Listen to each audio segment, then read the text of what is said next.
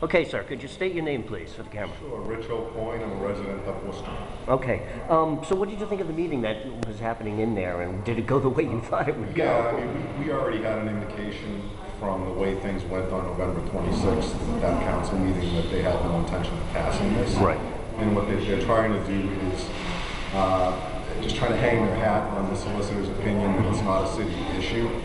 But that completely runs afoul of the oath they took on January 2nd. Right, and I have your speech on tape. Yeah, so I mean, it's very clear what they raised their hand and they swore to. It doesn't make any sense at all if they're going to sit here and tell us now that they don't have the authority to do what they swore to do. I mean, why would they take the oath in the first place if they don't have the authority? So that was a rhetorical question that I asked them. Maybe trying to play on their conscience a little bit to the extent that they are. But we're not done. See, this is the kind of... I was going to ask you, what's the next plan? Yeah, well, we kind of knew this was going to happen, so we're just kind of taking things at a step at a time. And so now we're just going to put our heads together and figure out a next step, because due process is not a right that you can give up on. It's not, giving up is not an option. Right. So, yeah, we'll be back in one form or another. We're not sure yet whether or not what they did here has to now go to the council for a final vote of the entire council. If so, then that's what we'll focus on next, is that meeting, and trying to get more people to that meeting and show that it's not just a few people, it's a lot more. Now, what did you think when I guess the lawyer there, his name's Dan Moore, I think it's David Moore. I mean, he went through the legalities, I guess I want to say, of whether or not this is a city's issue. Now, you have Oxford that went ahead and passed this, you have Rutland that went ahead and passed this, and then the woman got up, she was even talking about Albany, New York. I mean, this is a city and town thing. So two questions here. Why is it important to do this from the city level? Is that part of the strategy? What is that strategy? Well, we would be happy if the state legislature did it. I mean, we don't really care which legislative body does it.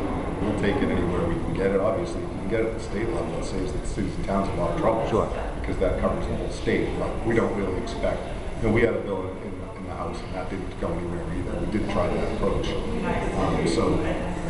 We're left with cities and towns. Right. So, and what we're doing, we're starting to see victories. So, because we have Rutland, we have Oxford, we have Webster. Sure. And we had a couple of close votes too. We only lost by a couple of votes in some of these other towns. Mm-hmm. So, we'll just keep marching along with grassroots like that if we have to, until we cover the state. Why do you think the council in there was not interested in defeating this? I heard Connie Luke speak.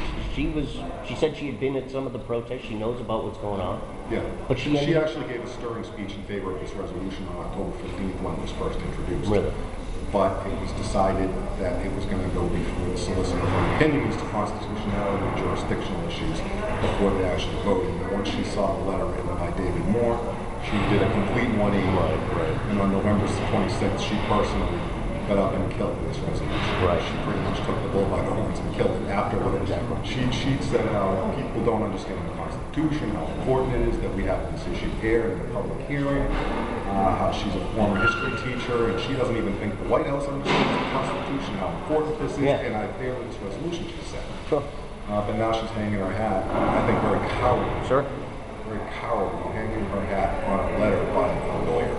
Interesting. And she should know that. She should know that. Thank you very much for your time, sir. Very good.